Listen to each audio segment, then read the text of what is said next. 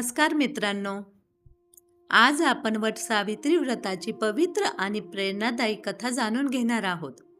ही कथा आपल्याला प्रेम, निष्ठा, धैर्य आणि श्रद्धेची अमूल्य शिकवण देते. प्राचीन काळी मध्य देशात अश्वपती नावाचे एक धर्मपरायण राजा राज्य करत होते. त्यांना अनेक वर्षे अपत्य नव्हते. त्यांनी देवी सावित्रीची कठोर उपासना केली. देवीच्या कृपेने त्यांना एक कन्या झाली. तिचे नाव ठेवण्यात आले सावित्री. सावित्री मोठी झाल्यावर तिने सत्यवान नावाच्या सद्गुणी आणि पराक्रमी राजपुत्राला पती म्हणून निवडले. महर्षी नारदांनी मात्र इशारा दिला की सत्यवानाचे आयुष्य फक्त 1 वर्षाचे उरले आहे. तरीही सावित्री आपल्या निर्णयावर ठाम राहिली आणि त्याच्याशी विवाह केला. विवाहानंतर ती सासू सासऱ्यांसोबत वनात आनंदाने राहू लागली. सत्यवानाच्या आयुष्याचा शेवटचा दिवस जवळ आला तेव्हा सावित्रीने कठोर उपासना केली आणि त्या दिवशी ती सत्यवानासोबत जंगलात गेली.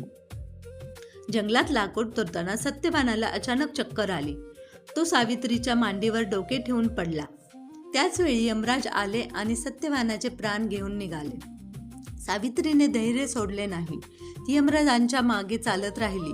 तिचे धर्मज्ञान, नम्रता आणि पतीवरील अढळ प्रेम पाहून यमराज प्रसन्न झाले. त्यांनी तिला सत्यवानाचे प्राण सोडून इतर कोणताही वर मागण्यास सांगितले. सावित्रीने प्रथम आपल्या सासू सासऱ्यांचे हरवलेले राज्य आणि दृष्टी परत मिळावी असा वर मागितला.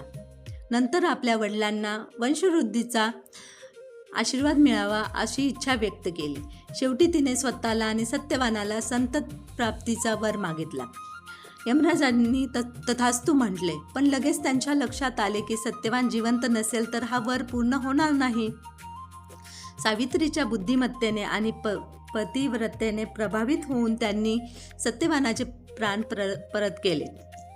सत्यवान पुन्हा जिवंत झाला. त्यानंतर सासू सासऱ्यांना त्यांचे राज्य परत मिळाले आणि सर्वत्र आनंद पसरला. या कथेतून आपल्याला शिकायला मिळते की खऱ्या श्रद्धेत, निष्ठेत आणि धैर्यात अपार शक्ती असते. म्हणूनच आजही विवाहित स्त्रिया आपल्या पतीच्या दीर्घायुष्यासाठी वट सावित्रीचे व्रत श्रद्धेने पाळतात. ही पवित्र कथा तुम्हाला आवडली असेल तर व्हिडिओला लाईक करा, शेअर करा आणि अशाच भक्तिमय कथा ऐकण्यासाठी आपल्या चॅनलला सबस्क्राईब करा. जय सावित्री माता, जय वटवृक्ष. धन्यवाद.